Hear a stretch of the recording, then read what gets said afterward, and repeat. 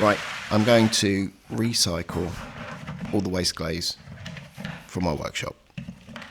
Basically, anything that I don't want to use anymore, any tests, it all goes into the same bucket, and then I let it dry out, basically, through laziness and not wanting to actually go through this whole process. But here I am. So, a lot of mixing, a lot of sieving, and a lot of mess.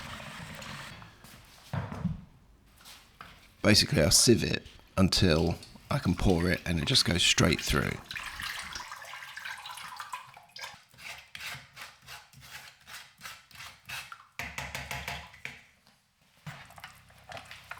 So not like this. See, as I pour it in, it's going to clog the sieve and then fill up. We don't want that. It's still too thick. So I'll just keep sieving it and then it'll eventually just pour through. I'm not going to show that because it took me 6 times to get it to go through the sieve. And that's just a bit boring, isn't it? To keep watching the same thing over and over again.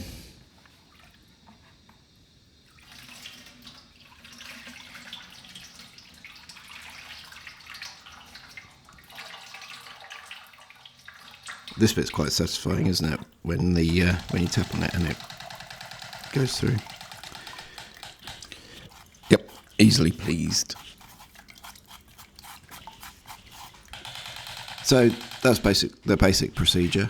Now I'm going to do some test tiles. I'll do the 136 method, just to give a variation of thickness. And then once that's done, I'm going to fire it to cone 9.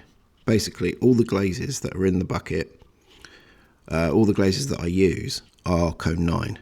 So I'm going to fire it to cone 9. Here's me pretending to put it into the kiln.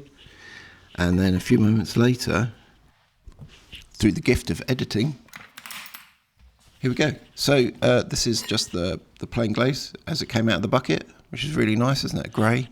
Then this is with the white, but with tin over the top. And then this is the yellow over the top. So a really nice glaze. Well worth the effort. So if you made it this far, thanks very much. You should definitely like the video and subscribe. Thanks.